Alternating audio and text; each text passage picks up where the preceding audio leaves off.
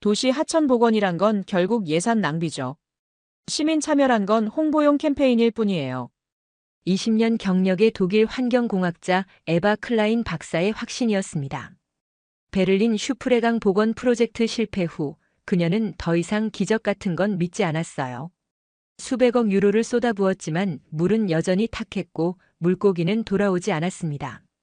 그런 그녀가 서울 청계천에 발을 디뎠을 때 눈앞에 펼쳐진 광경은 믿을 수 없는 것이었어요. 도심 한가운데 야생 수달이 물고기를 사냥하고 있었습니다. 1급수 수질 3만 명의 자발적 시민 지킴이, 그리고 매일 새벽 수달을 위해 떡을 준비하는 70대 할머니. 에바는 혼란스러웠죠. 이건 과학으로 설명할 수 없는 일이었습니다. 대체 이곳에서 무슨 일이 벌어지고 있는 건지, 그리고 왜 유럽은 실패했고 한국은 성공했는지, 지금 바로 그 놀라운 사연을 시작하겠습니다. 그 전에 잠깐 1초만 투자해서 구독, 좋아요 버튼을 꾹 눌러주시면 건강한 기운 듬뿍 받으실 거예요. 지금 바로 시작하겠습니다. 저는 믿지 않았어요. 베를린 연방환경부 회의실. 회색 벽과 회색 카펫, 그리고 회색 정장을 입은 사람들로 가득한 공간이었죠. 창밖으론 11월에 차가운 비가 내리고 있었습니다.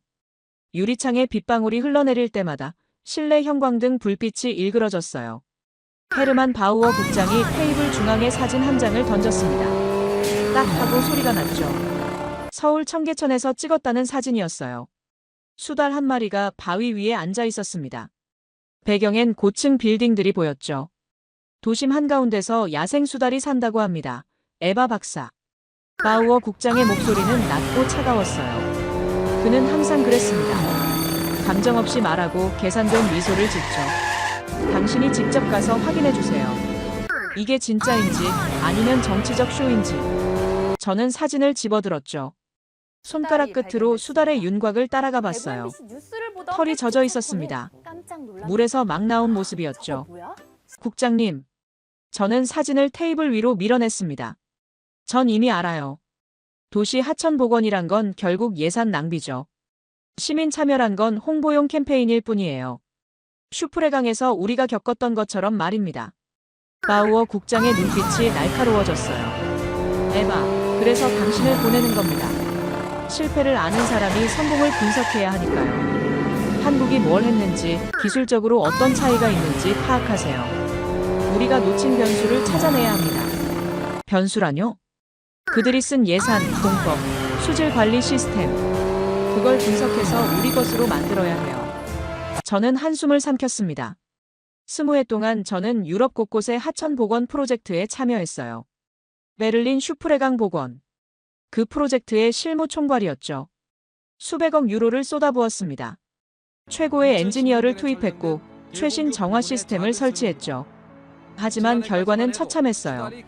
물은 여전히 탁했습니다. 물고기는 돌아오지 않았어요. 시민들은 무관심했고 정치인들은 책임을 회피했죠. 프로젝트 종료 후 저는 학회에서 발표했습니다. 도시 하천 복원은 이상일 뿐, 현실에선 불가능하다. 그 이후 저는 더 이상 기적 같은 건 믿지 않게 됐어요. 자연은 시스템입니다. 입력과 출력, 변수와 상수로 이루어진 방정식이죠. 감정이나 정서 같은 건 과학이 아니에요. 에바, 바우어 국장이 테이블을 두드렸습니다. 당신 말대로 불가능할 수도 있어요. 하지만 만약 한국이 해냈다면 우리도 할 수 있어야 합니다. 유럽이 아시아보다 뒤처질 순 없으니까요. 저는 그의 눈을 봤어요. 오만함이 보였습니다. 그리고 두려움도 보였죠. 실패를 인정하고 싶지 않은 사람의 눈빛이었어요. 일주일 드릴게요. 가서 확인하고 보고서 쓰세요. 기술 분석만 담으면 됩니다. 저는 대답하지 않았어요. 그냥 고개를 끄덕였죠. 사흘 후 저는 인천공항에 내렸습니다. 비행기 문이 열렸을 때 가을바람이 얼굴을 스쳤어요. 베를린보다 따뜻했습니다. 습기가 많았죠. 공항 밖으로 나오자 한 여성이 손을 들었어요. 에바 박사님? 서울시 환경정책과 소속 장아린 씨였습니다. 30대 후반쯤 되어 보였어요. 검은색 코트에 회색 스카프를 두른 모습이었죠. 단정하고 차분한 인상이었습니다. 환영합니다. 서울까지 편안히 모시겠습니다. 그녀의 미소는 진심 어린 것 같았어요. 하지만 저는 경계했습니다. 공무원의 미소는 대개 업무용이니까요. 차 안에서 장아린 씨는 청계천에 대해 설명했어요. 2000년대 초반 고가도로를 걷어내고 복원한 하천이에요. 지금은 수달 두 가족이 살고 있어요. 시민들이 자발적으로 지키고 있답니다. 저는 창밖을 바라봤죠. 서울 거리는 깨끗했어요. 인도에 쓰레기가 거의 없었죠. 사람들은 분주했지만 어딘가 질서 있었습니다. 신호등이 빨간불로 바뀌자 모두가 멈췄어요. 아무도 무단횡단하지 않았죠. 그런데 이상한 광경이 눈에 들어왔습니다. 한 노인이 인도에서 허리를 숙이고 있었어요. 70대쯤 되어 보이는 할아버지였죠. 회색 점퍼를 입고 등이 약간 굽어 있었습니다. 그는 바닥에서 뭔가를 집었어요. 담배꽁초였습니다. 공무원도 청소부도 아니었어요. 그냥 지나가던 할아버지였죠. 아무도 시키지 않았는데 혼자 쓰레기를 주웠습니다. 그리고 근처 쓰레기통에 버렸어요. 저는 눈을 의심했습니다. 조금 더 가자 또 다른 할머니가 보였어요. 화단에 물을 주고 있었습니다. 자기 집 화단이 아니었어요. 그냥 길가 화단이었죠. 공공공간이었습니다. 할머니는 페트병에 물을 담아 꽃 한 송이 한 송이에 정성스럽게 물을 주고 있었어요. 장아린 씨가 제 시선을 따라 창밖을 봤습니다. 그리고 부드럽게 말했죠. 여기선 그게 자연스러운 일이에요. 할머니 할아버지들은 이 거리를 자기 집처럼 돌보시거든요. 누가 시키지 않아도요. 왜요? 그냥요. 여기가 우리 동네니까요. 저는 고개를 돌렸습니다. 믿을 수 없었어요. 유럽에선 본 적 없는 광경이었죠. 베를린에선 공공장소는 정부의 책임이에요. 시민은 세금을 내고 정부가 관리하죠. 하지만 여기선 달랐습니다. 시민이 스스로 관리하고 있었어요. 차가 호텔 앞에 섰습니다. 내일 아침 6시에 모시러 올게요. 청계천은 새벽이 가장 아름답거든요. 장아린 씨는 명함을 건넸어요. 그리고 차를 몰고 떠났습니다. 저는 호텔방에 들어가 짐을 풀었죠. 창밖으론 서울 야경이 펼쳐져 있었습니다. 수많은 불빛들, 고층 빌딩들, 끊임없이 움직이는 차들. 하지만 시끄럽지 않았어요. 질서 있었습니다. 저는 침대에 앉아 생각했죠. 서울은 마치 무대 같아. 너무 완벽해. 진짜는 뒤에 숨어 있을 거야. 하지만 가슴 한편이 무거웠습니다. 혹시 제가 틀렸을 수도 있다는 불안감이었어요. 그날 밤 저는 잠을 이루지 못했습니다. 다음 날 새벽 알람이 울리기 전에 눈이 떠졌어요. 창밖은 아직 어두웠습니다. 하늘이 먹빛에서 회색빛으로 천천히 바뀌고 있었죠. 저는 옷을 챙겨 입고 로비로 내려갔어요. 장아린 씨가 이미 와 있었습니다. 손에 따뜻한 커피 2잔을 들고 있었죠. 박사님, 잘 주무셨어요? 네, 고맙습니다. 커피를 받아 한 모금 마셨어요. 달콤했습니다. 설탕이 들어있었죠. 차를 타고 청계천으로 향했어요. 거리는 고요했습니다. 아직 해가 뜨기 전이었으니까요. 하지만 사람들은 이미 움직이고 있었죠. 조깅하는 사람, 출근하는 사람, 신문 배달하는 사람. 청계천 입구에 도착했을 때 하늘은 회색과 주황이 섞인 색이었어요. 동쪽 하늘이 서서히 밝아지고 있었죠. 여기에요. 장아린 씨가 다리 위로 저를 안내했습니다. 저는 난간에 손을 얹고 아래를 내려다봤어요. 물이 흐르고 있었습니다. 생각보다 맑았어요. 도심 한가운데인데도 물빛이 투명했죠. 바닥에 돌들이 보였습니다. 물풀도 보였어요. 겉모습은 좋네요. 저는 가방에서 휴대용 수질 측정기를 꺼냈죠. 20년 경력의 환경공학자로서 눈으로 보는 것만으론 믿을 수 없었어요. 데이터가 필요했죠. 다리 아래로 내려가 물가에 쪼그려 앉았습니다. 무릎에 이슬이 묻었어요. 차가웠습니다. 측정기를 물속에 담그려는 순간이었어요. 물 아래서 뭔가 움직였습니다. 은빛 비늘이 반짝였어요. 물고기였습니다. 잉어인 것 같았죠. 그리고 그걸 쫓는 갈색 그림자. 저는 숨을 멈췄어요. 수달이었습니다. 몸 길이는 60cm쯤 되어 보였어요. 갈색 털, 짧은 다리, 긴 꼬리. 수달은 물속에서 재빠르게 헤엄쳤습니다. 잉어를 쫓았죠. 그리고 단번에 물었어요. 물 위로 올라왔습니다. 입에 잉어를 문 채 근처 바위 위로 올라왔죠. 젖은 털에서 물방울이 똑똑 떨어졌습니다. 아침 햇살이 비추자 물방울이 반짝였어요. 수달은 바위 위에 앉아 잉어를 먹기 시작했습니다. 저는 얼어붙었어요. 도심 중심부에서 최상위 포식자가 자연스럽게 사냥을 한다고요? 주변을 둘러봤습니다. 출근길 시민 몇 명이 다리 위에 서 있었어요. 정장을 입은 남성, 운동복 차림의 여성 학생. 하지만 아무도 소리치지 않았습니다. 사진도 찍지 않았어요. 핸드폰을 꺼내지도 않았죠. 그저 가만히 숨을 죽이고 바라볼 뿐이었습니다. 그들의 얼굴엔 경외감이 어려 있었어요. 하지만 놀라움은 없었습니다.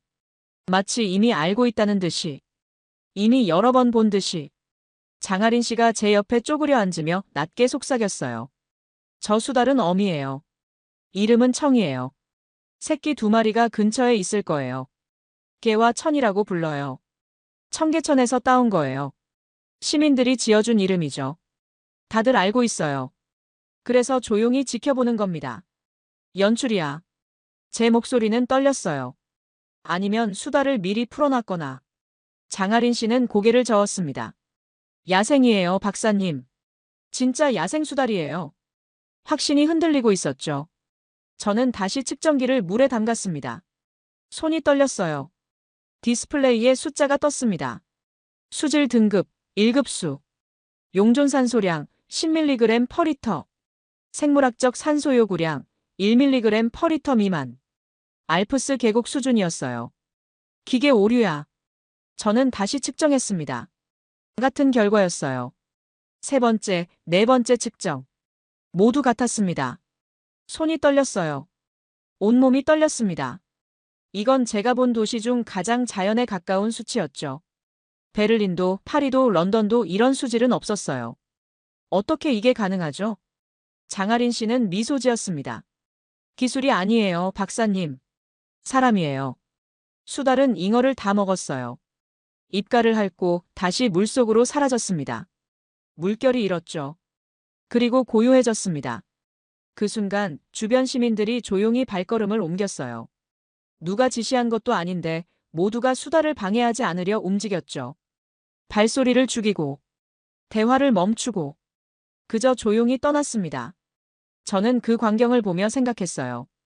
이 사람들은 규칙을 따르는 게 아니야. 뭔가 다른 걸 공유하고 있어. 공동체적 무언의 룰. 말하지 않아도 아는 약속. 베를린 슈프레강 복원 때 우리는 안내판을 세웠습니다. 물고기에게 먹이 주지 마세요. 쓰레기 버리지 마세요. 애완동물 출입 금지. 하지만 아무도 지키지 않았어요. 여기선 안내판이 없었습니다. 그런데도 모두가 지켰죠. 박사님. 장아린 씨가 말했어요. 커피 식었어요. 따뜻한 거 드실래요? 저는 고개를 저었습니다. 괜찮아요. 저 잠시 혼자 있고 싶어요. 알겠어요. 저 위에서 기다릴게요. 장아린 씨는 다리 위로 올라갔습니다. 저는 물가에 그대로 앉아 있었어요. 하늘이 점점 밝아졌습니다. 새들이 지저귀기 시작했죠. 물은 계속 흘렀습니다. 저는 측정기를 다시 봤어요. 숫자는 변하지 않았습니다. 이건 진짜였어요. 하지만 믿고 싶지 않았습니다. 과학자로서, 이성적 인간으로서 이건 설명이 안 됐죠. 20년 동안 쌓아온 신념. 도시 하천 복원은 불가능하다. 그 신념이 금이 가고 있었어요. 그런데도 가슴속 어딘가에서 작은 목소리가 들렸습니다. 혹시 내가 놓친 게 있는 거 아니야? 다음 날 저는 혼자 청계천으로 향했어요. 장아린 씨에게 통역 없이 관찰하고 싶다고 했죠. 그녀는 흔쾌히 허락했습니다. 새벽 6시. 하늘이 회색빛으로 물들 무렵이었어요. 거리는 조용했지만 공기는 차가웠습니다. 입김이 하얗게 나왔죠. 청계천에 도착했을 때 다리 아래 벤치에 누군가 앉아 있었어요. 한 노인이었습니다. 70대 후반쯤 되어 보이는 할머니였죠. 회색 털모자를 쓰고 남색 파카를 입고 계셨어요. 무릎 위엔 보온병과 도시락통이 놓여 있었고 작은 떡 조각들을 손에 쥐고 계셨습니다. 할머니는 중얼거리고 계셨어요. 한국어라 알아들을 순 없었지만 목소리는 부드러웠습니다. 마치 누군가에게 말을 거는 것 같았죠. 저는 조심스럽게 다가갔어요. 발소리를 죽였습니다. 할머니는 저를 힐끗 쳐다봤어요. 그리고 다시 물을 바라봤습니다. 그때 물속에서 수달이 나타났죠. 어제 본 그 어미 수달, 청이었습니다. 수달은 할머니 근처에서 헤엄쳤어요. 도망가지 않았죠. 오히려 가까이 다가왔습니다. 할머니는 떡을 물가에 놓지 않았어요. 대신 물속에 작은 떡 부스러기를 뿌렸습니다. 물고기 모이처럼요. 잠시 후 작은 물고기들이 모여들었어요. 피라미 같았습니다. 은빛 비늘이 햇빛에 반짝였죠. 수달은 그 물고기들을 쫓아 물속으로 잠수했습니다. 저는 숨을 죽이고 지켜봤어요. 이 수달이 저 노인을 알고 있었습니다. 할머니는 스마트폰을 꺼냈어요. 서툰 손길로 화면을 터치했습니다. 번역 앱을 켰죠. 그리고 더듬더듬 영어로 말했어요. 매일 와요. 수달은 손녀 닮았어요. 손녀요? 저는 할머니 옆 벤치에 조심스럽게 앉았습니다.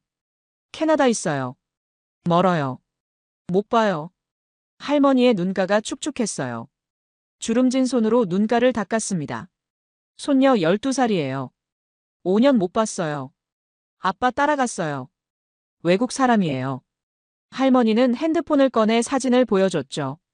어린 여자아이가 웃고 있는 사진이었습니다. 밝은 미소였죠. 예뻐요. 그런데 못 봐요. 비행기값 비싸요. 저는 가슴이 아팠어요. 떡은 수달 준 거 아니에요. 할머니가 말했습니다. 물고기 모이 주는 거예요. 수달이 잘 먹게요. 왜 그렇게 하세요? 외로워요. 그런데 여기 오면 혼자 아니에요. 수달 보면 손녀 생각나요. 건강하게 크는 거 보면 마음 편해요. 저는 그 순간 무언가가 무너지는 걸 느꼈죠.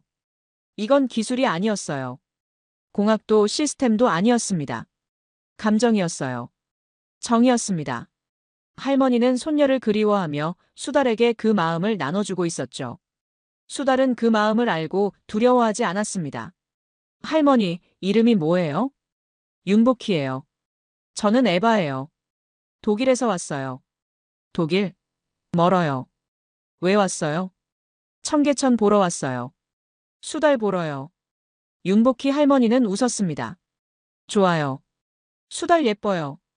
우리 손녀 닮았어요. 어떻게 매일 오세요? 걸어요. 30분 걸려요. 괜찮아요. 운동돼요. 추운데요. 괜찮아요. 수달 보면 따뜻해요. 수달이 다시 물 위로 올라왔죠. 입에 작은 물고기를 물고 있었습니다. 바위 위로 올라가 먹기 시작했어요. 이번엔 저를 한번 쳐다봤습니다. 짧은 순간이었지만 눈이 마주쳤죠. 두려움도 경계도 없었어요. 그저 너도 여기 있구나 하는 인정 같은 것이었습니다. 저는 눈물이 날 것 같았어요. 독일에서, 베를린에서 저는 자연을 데이터로만 봤습니다. 복원은 예산이고 성공은 수치였죠. 하지만 여기선 달랐어요. 복원은 관계였습니다. 성공은 신뢰였죠. 윤복희 할머니는 보온병 뚜껑을 열어 따뜻한 차를 따라주셨어요. 추워요. 마셔요. 대추차예요. 저는 종이컵을 받아 마셨습니다. 달콤하고 따뜻했어요. 고맙습니다. 괜찮아요. 혼자 오면 외로워요. 같이 있으니 좋아요. 할머니는 다시 물을 바라봤죠. 수달은 물고기를 다 먹고 털을 다듬고 있었습니다. 앞발로 얼굴을 닦고 꼬리를 흔들었어요. 햇살이 수달의 젖은 털에 반사돼 반짝였습니다. 윤복희 할머니는 조용히 말했어요. 저 애는 착해요. 사람 안 무서워해요. 왜냐하면 우리가 나쁜 짓 안 했으니까요. 저는 할머니의 옆모습을 봤습니다. 주름진 얼굴, 하얀 머리카락, 작은 체구. 하지만 그 눈빛은 단단했어요. 할머니, 얼마나 오래 오셨어요? 3년이요. 수달 처음 온 날부터요. 그날 신문에 났어요. 그래서 왔어요. 3년 동안 매일요? 아니요. 비 오면 못 와요. 눈 오면 못 와요. 아프면 못 와요. 그래도 일주일에 5번은 와요. 저는 숙연해졌습니다. 일주일에 5번. 3년. 약 780번. 그 시간 동안 이 할머니는 혼자 여기 와서 수달을 지켜봤죠. 아무도 시키지 않았는데. 돈도 받지 않고. 그저 외롭지 않기 위해. 에바. 할머니가 제 손을 잡았어요. 당신도 외로워요? 저는 고개를 끄덕였습니다. 네. 그럼 여기 오세요. 혼자 아니에요. 그 말에 저는 참았던 눈물이 흘렀어요. 슈프레강 복원 실패 이후 저는 혼자였습니다. 동료들은 떠났고 친구들은 연락을 끊었죠. 실패한 프로젝트의 책임자라는 꼬리표가 붙었어요. 저는 고립됐습니다. 하지만 여기, 이 낯선 도시에서 이름도 모르던 할머니가 제 손을 잡고 말했죠. 혼자 아니에요. 저는 할머니의 손을 꼭 잡았습니다. 고맙습니다, 할머니. 괜찮아요. 우리 이제 친구예요. 해가 완전히 떠올랐어요. 하늘이 파랗게 물들었습니다. 수달은 다시 물속으로 들어갔죠. 윤복희 할머니는 도시락통을 열었습니다. 밥 먹었어요? 아니요. 먹어요. 김밥이에요. 제가 만들었어요. 저는 김밥 한 줄을 받아 먹었어요. 밥과 야채, 계란이 들어 있었습니다. 맛있었어요. 맛있어요. 다행이에요. 많이 먹어요. 우리는 벤치에 앉아 함께 아침을 먹었습니다. 물은 계속 흘렀고 새들은 계속 지저귀었죠.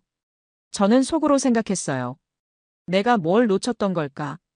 20년 동안 나는 대체 뭘 본 거지? 기술만 봤습니다. 시스템만 봤죠. 숫자만 봤어요. 하지만 사람은 보지 않았습니다. 감정은 보지 않았죠. 관계는 보지 않았어요. 그게 실패의 이유였을까요? 오후, 장아린 씨는 저를 한 카페로 데려갔어요. 청계천에서 도보로 10분 거리에 있는 작은 공간이었죠. 간판엔 아무것도 쓰여 있지 않았습니다. 그냥 검은색 문이 하나 있을 뿐이었어요. 여기에요. 장아린 씨가 문을 열었습니다. 안으로 들어가자 사람들이 모여 있었어요.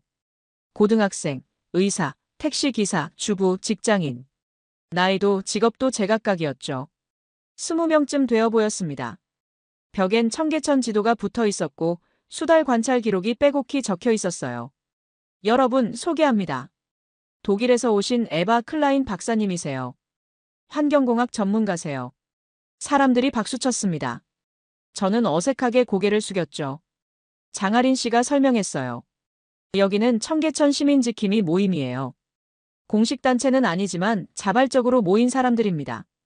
지금은 3만 명 정도 돼요. 3만 명이라고요? 저는 놀라서 되물었습니다. 3만 명이요? 네.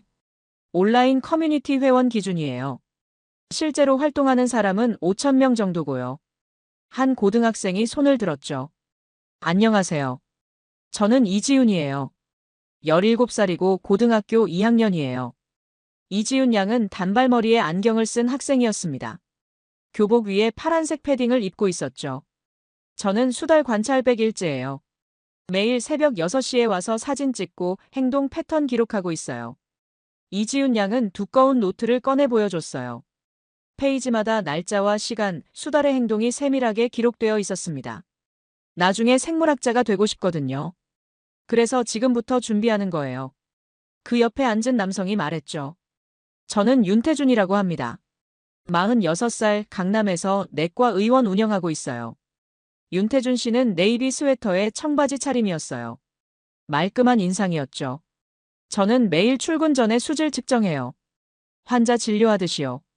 자연도 진료가 필요하니까요. 수질이 변하면 바로 이상 신호거든요. 윤태준 씨는 가방에서 수질 측정기를 꺼냈습니다. 저와 같은 모델이었어요. 이거 제 돈 주고 샀어요. 150만 원 정도 했죠. 그런데 아깝지 않아요. 청계천 건강을 지킬 수 있으니까요. 택시기사로 보이는 남성이 말했습니다. 저는 정성재입니다. 54이에요. 택시 운전 25년 차고요. 정성재 씨는 검은색 점퍼를 입고 있었어요. 손이 거칠었습니다. 일하는 사람의 손이었죠. 저는 새벽에 청소해요. 쓰레기 줍고 낙서 지우고. 우리 딸이 노는 물이잖아요. 깨끗해야죠. 따님이 여기서 노나요? 네. 초등학교 3학년이에요. 방학 때마다 여기 와서 물놀이해요. 물이 깨끗하니까 안심이에요. 정성재 씨의 눈빛이 따뜻했어요. 딸 이야기를 할 때 그의 얼굴이 환해졌습니다. 저는 놀라움을 감추지 못했죠. 정부에서 돈을 주나요? 아니면 시에서 지시를 하나요? 장아린 씨가 고개를 저었어요. 아니요. 다들 자기 돈, 자기 시간 써서 하는 거예요. 누가 시킨 적 없어요. 그럼 왜 하는 거죠? 이지훈 양이 대답했습니다. 그냥요. 지키고 싶으니까요. 이지훈 양은 노트를 넘기며 말했죠. 수달이 우리를 믿고 여기 사니까 우리도 수달을 지켜야죠. 그게 약속이잖아요. 윤태준 씨가 덧붙였어요. 수달한테 이름도 지어줬어요. 어미는 청이, 새끼 둘은 개와 천이에요. 청계천에서 따온 거예요.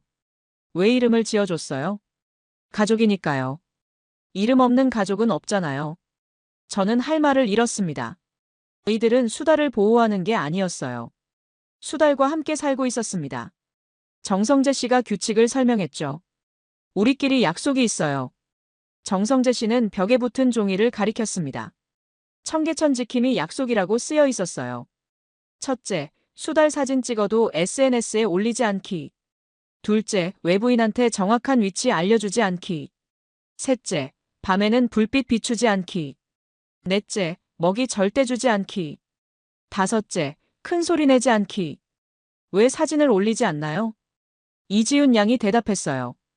유명해지면 사람들이 몰려와요. 그럼 수달이 스트레스 받아요. 실제로 작년에 한 유튜버가 수달 영상 올렸는데 하루에 100명 넘게 몰렸어요. 그날 수달이 사흘 동안 안 나타났어요. 윤태준 씨가 말했죠. 우리는 수달이 편하게 사는 게 목표예요. 우리가 구경하는 게 목적이 아니라 수달이 행복한 게 목적이에요. 저는 숙연해졌습니다.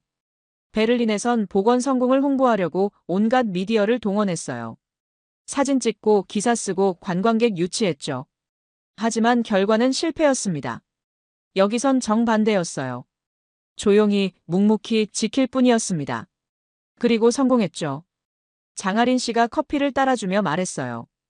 에바 박사님, 우리가 수달을 지킨 게 아니에요. 장아린 씨는 창밖 청계천을 바라봤습니다. 수달이 우리를 사람으로 만들어준 거예요.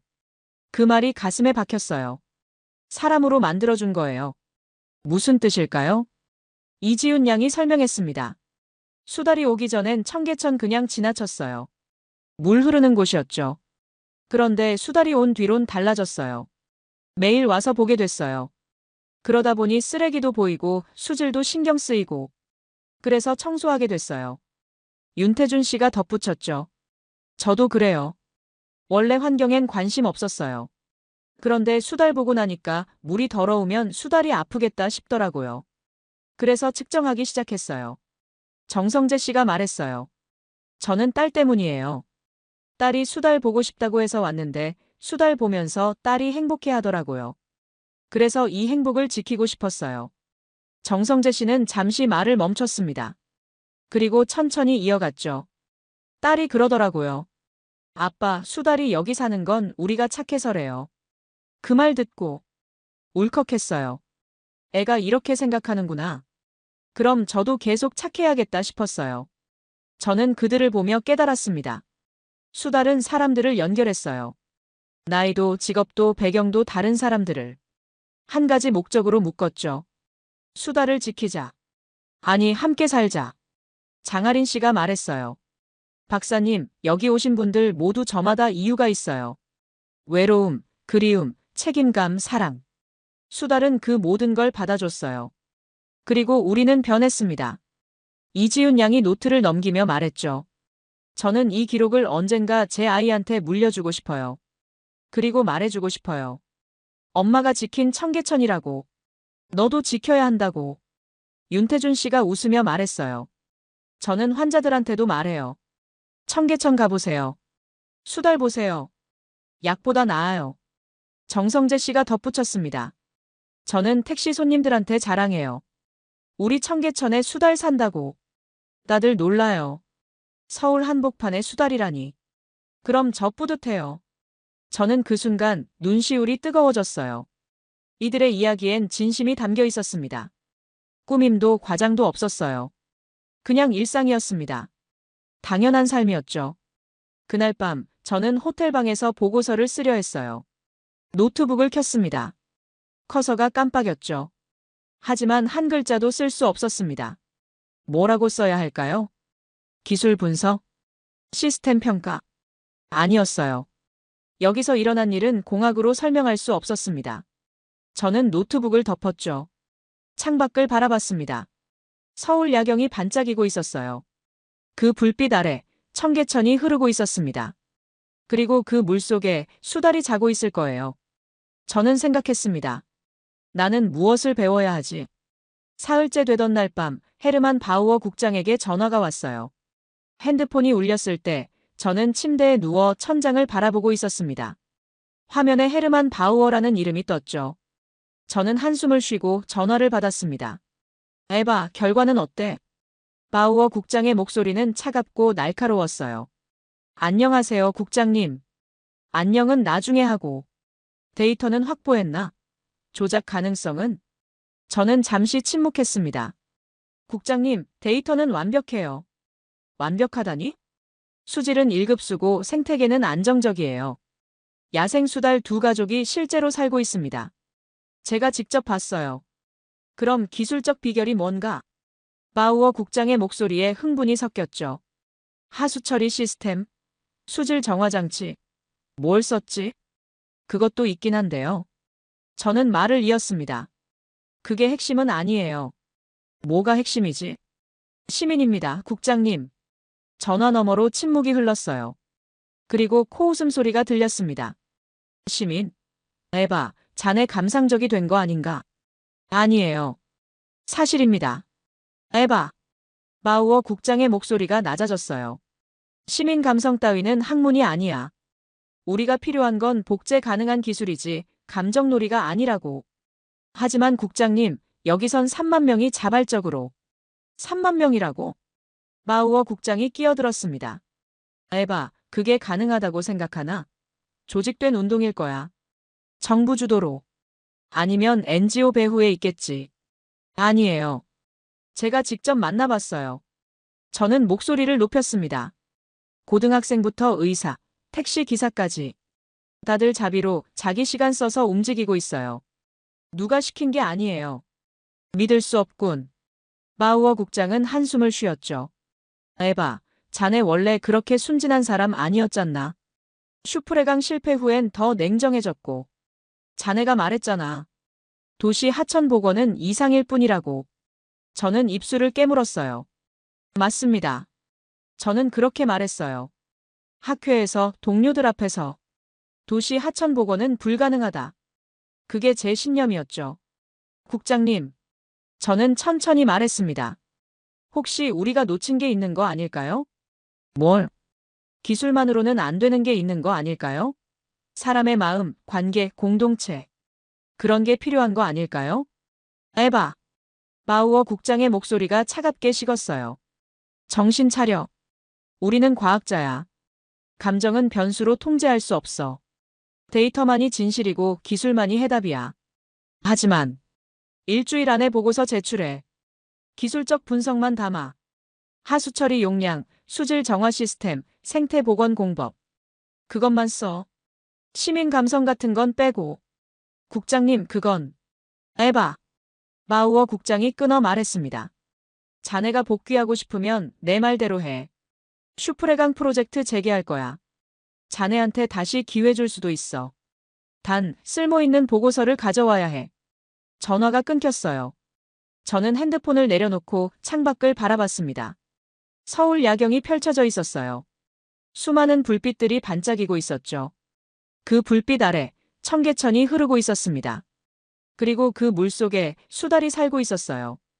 저는 침대에 앉았습니다. 노트북을 열었죠. 보고서를 쓰려 했습니다. 손을 키보드 위에 올렸어요. 하지만 타이핑할 수 없었습니다. 뭘 써야 할까요?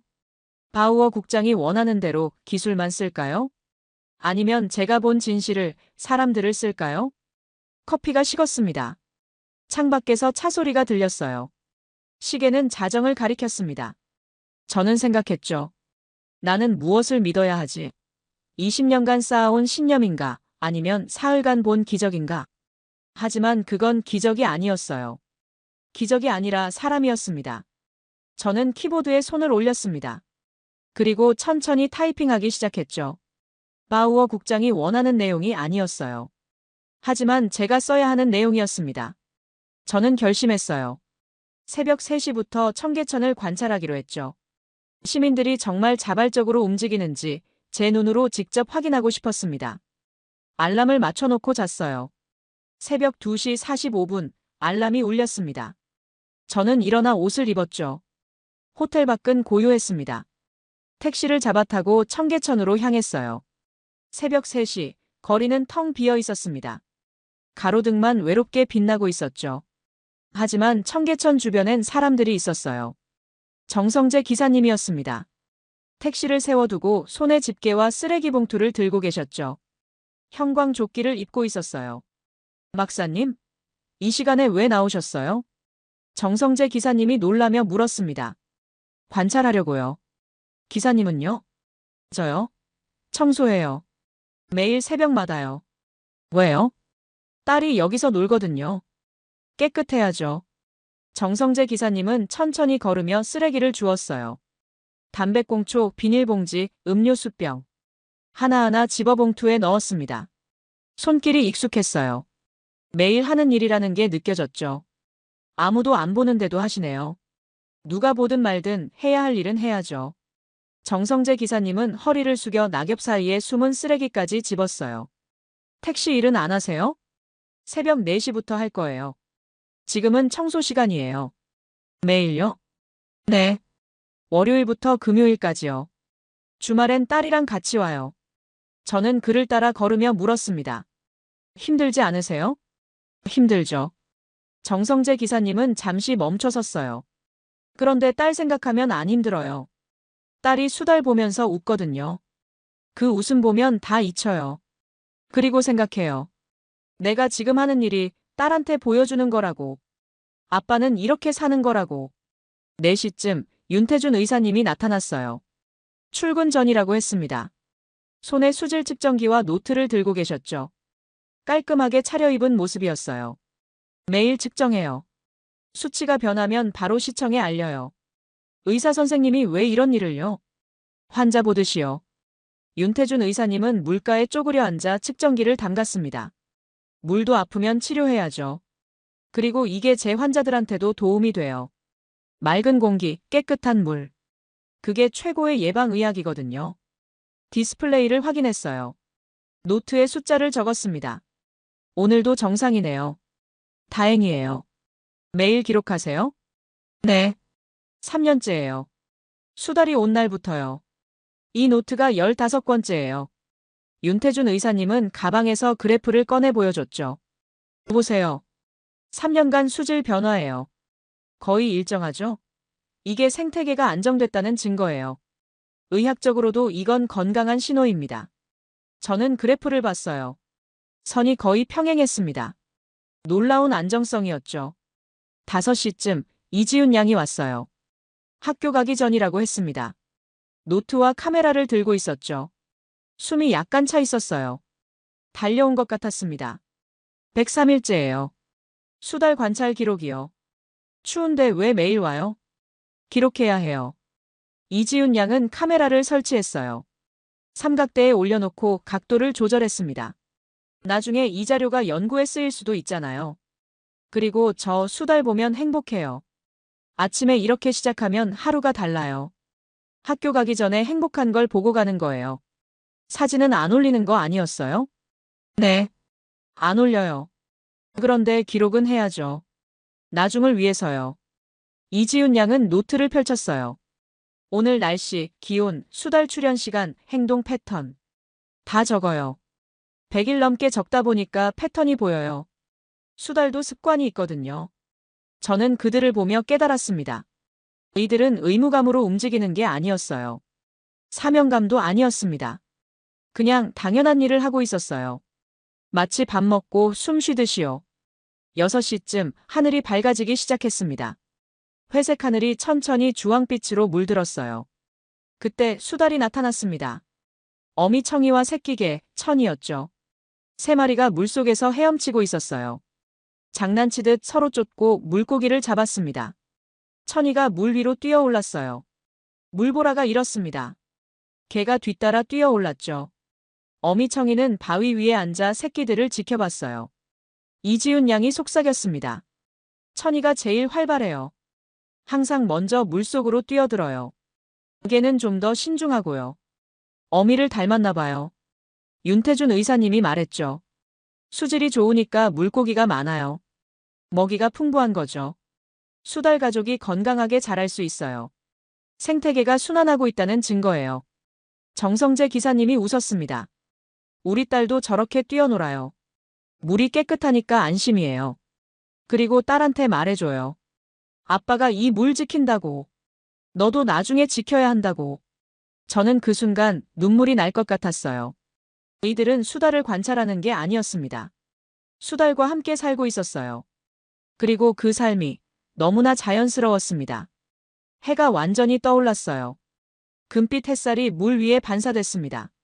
수달 3마리는 바위 위에 올라가 털을 말렸죠. 젖은 털이 햇빛에 반짝였어요. 저는 물었습니다.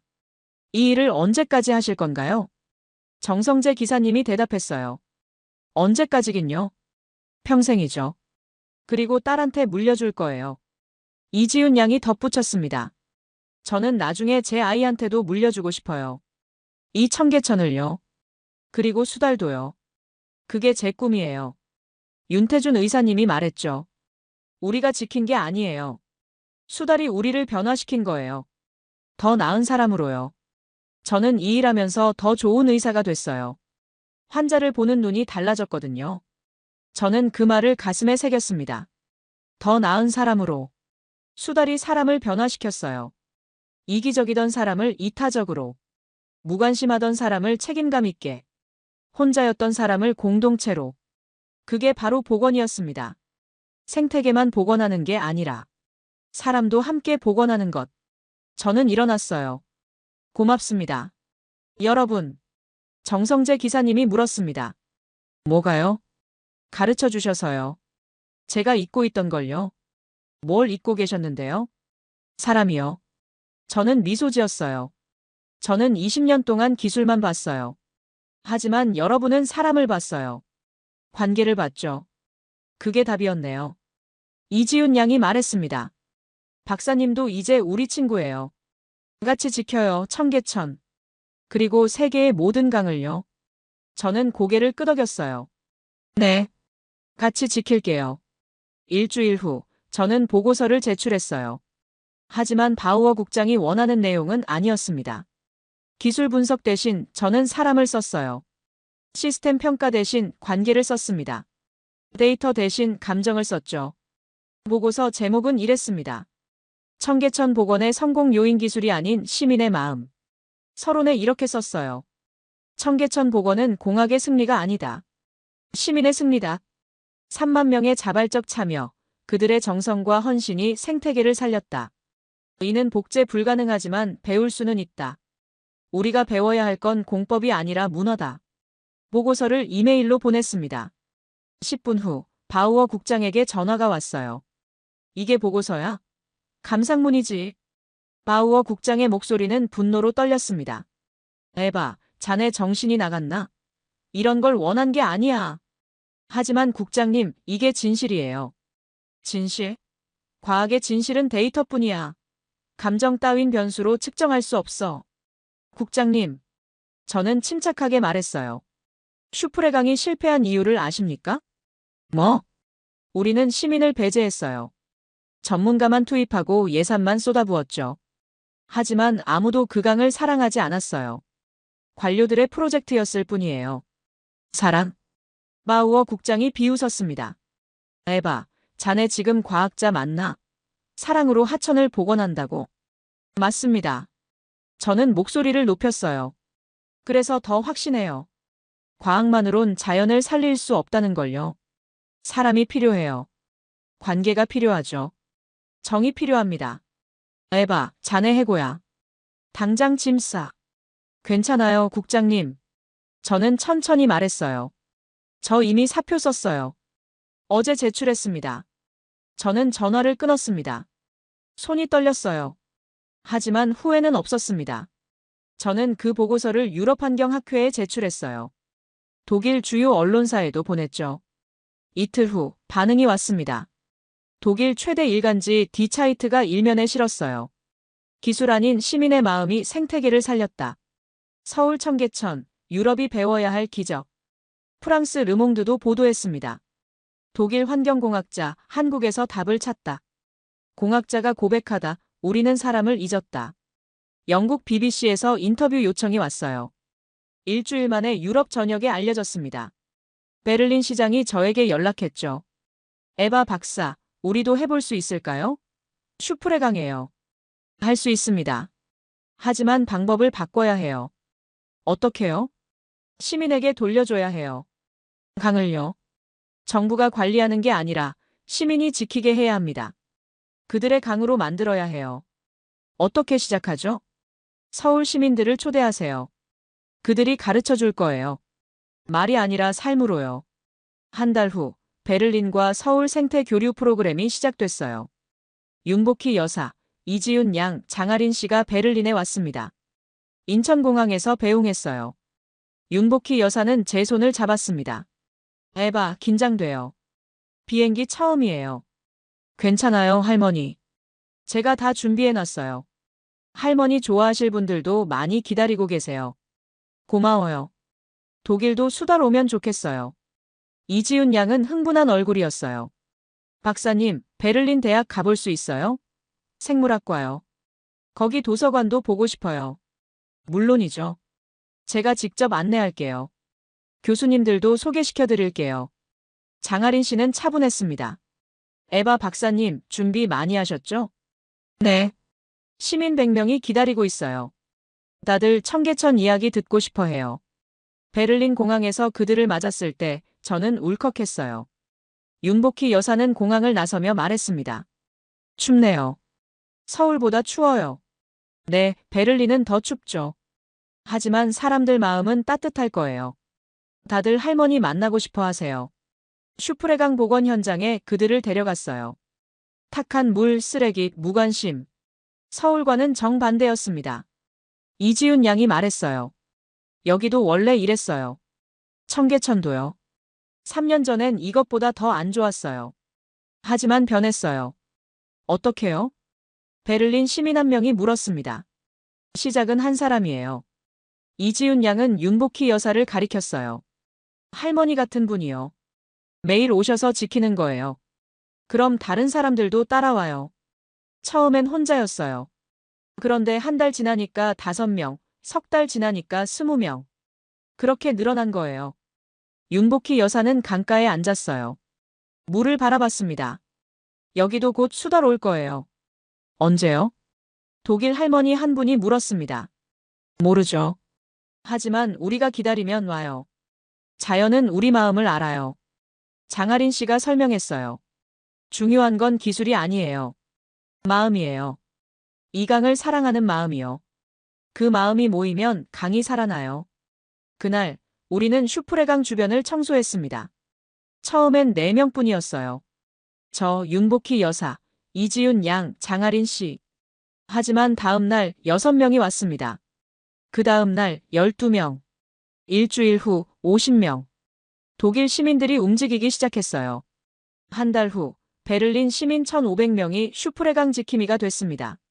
매일 새벽 누군가 청소했어요. 매주 토요일 수질을 측정했습니다. 매달 첫째 주 모임을 가졌죠. 윤복희 여사는 매일 강가에 앉아 물을 바라봤어요. 어느 날 한 독일 할머니가 옆에 앉았습니다. 저도 앉아도 돼요? 윤복희 여사는 웃으며 고개를 끄덕였어요.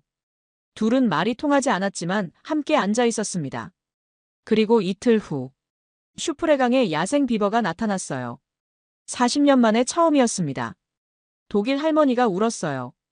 오 마인 갓. 비버. 진짜 비버예요. 윤복희 여사도 울었습니다. 좋아요. 여기도 이제 가족 생겼어요. 둘은 손을 잡았어요. 말은 통하지 않았지만 마음은 통했습니다. 독일 언론은 열광했죠. 베를린의 기적, 시민이 만들었다. 한국에서 배운 정의 힘, 비버를 돌아오게 했다. 기술 아닌 마음, 40년 만의 귀환. 바우어 국장은 결국 사임했습니다. 책임을 회피하려 했지만 여론이 용납하지 않았어요. 실패를 인정하지 않은 관료. 시민의 목소리를 무시한 권력. 예산만 낭비하고 결과는 내지 못한 무능. 그는 조용히 사라졌습니다. 저는 다시 서울로 날아갔어요. 청계천을 보고 싶었습니다. 그리고 감사 인사를 하고 싶었죠. 새벽 익숙한 그 자리에 섰어요. 청계천 다리 위. 윤복희 여사가 같은 벤치에 앉아 계셨습니다. 에바 왔어요? 네, 할머니. 보고 싶었어요. 수달도 보고 싶었어요? 네. 그리고 할머니도요. 저는 할머니 옆에 앉았습니다. 베를린에 비버 왔어요, 할머니. 알아요. 뉴스 봤어요. 기뻐요. 울었어요. 할머니 덕분이에요. 아니에요. 에바 덕분이에요. 에바가 용기 냈어요. 그때 물속에서 수달이 나타났어요. 청이었습니다. 그런데 혼자가 아니었어요. 새끼가 4마리였습니다. 할머니, 새끼가 늘었어요. 저는 놀라서 외쳤습니다. 그럼요. 개와 천이가 컸어요. 이제 어른이에요. 윤복희 할머니는 웃었어요. 그래서 동생 낳은 거예요. 가족이 늘었어요. 좋아요. 수달 가족은 물속에서 헤엄쳤습니다. 평화롭고 자유로웠어요. 4마리 새끼가 장난치듯 헤엄쳤습니다. 서로 쫓고 물고기를 잡았죠. 청이가 물 밖으로 고개를 내밀었어요. 그리고 저를 봤습니다. 눈이 마주쳤죠. 두려움 없는 눈빛이었어요. 신뢰가 담긴 눈빛이었습니다. 청이는 천천히 다가왔어요. 물가로 올라왔습니다. 바위 위에 앉았죠. 그리고 저를 계속 쳐다봤어요. 마치 잘 다녀왔어? 하는 것 같았습니다. 저는 숨을 죽였어요. 수달이 저를 기억하고 있었습니다. 윤복희 여사가 속삭였죠. 수달이 에바 믿어요. 에바가 착한 사람인 거 알아요. 우리 편이라는 거 알아요. 저는 눈물이 흘렀어요. 참을 수 없었습니다. 20년 동안 저는 자연을 시스템으로만 봤어요. 통제하고 관리하고 평가했죠. 하지만 틀렸습니다. 자연은 관계였어요. 신뢰였습니다. 사랑이었죠. 장아린 씨가 뒤에서 말했어요. 에바 박사님, 베를린 소식 들었어요. 축하해요. 비버가 돌아왔다면서요? 저 혼자 한 게 아니에요. 저는 눈물을 닦으며 말했습니다. 여기서 배운 거예요. 할머니한테, 여러분한테요. 배운 걸 실천하신 거잖아요. 그게 용기예요. 그리고 그게 변화의 시작이고요. 정성재 기사님이 쓰레기를 주우며 웃었어요. 박사님, 이제 베를린도 우리 친구예요. 같이 지켜요. 지구를요. 강을요. 우리 아이들 미래를요. 이지훈 양이 노트에 기록하며 말했습니다. 나중에 제 아이도 박사님 아이랑 친구 됐으면 좋겠어요. 그리고 같이 강 지키면 좋겠어요. 서울 청계천하고 베를린 슈프레강을요. 전 세계 강을요.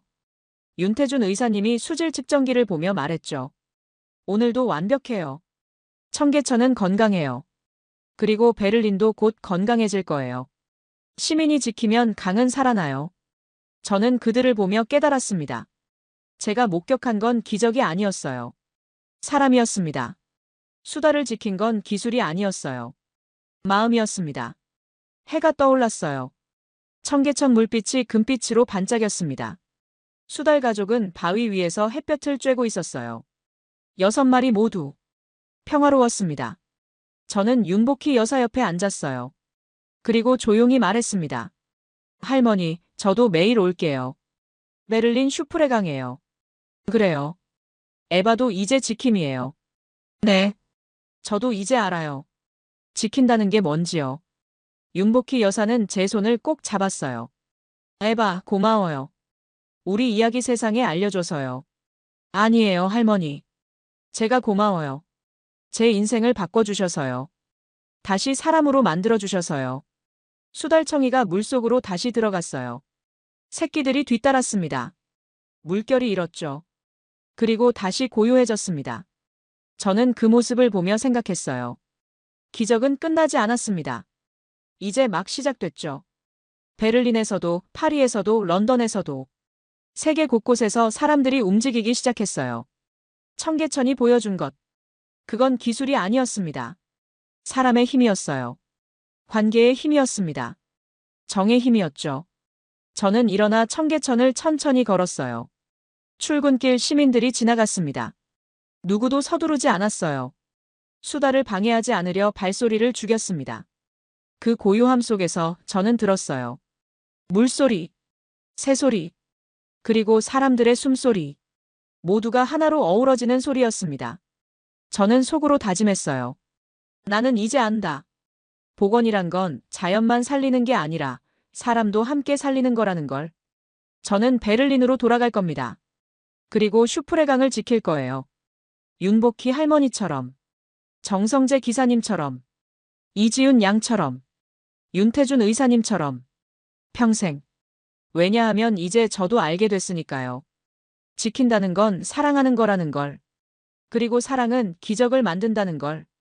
하지만 그 기적은 신이 만드는 게 아니에요. 사람이 만드는 겁니다. 한 사람, 한 사람의 작은 마음이 모여서.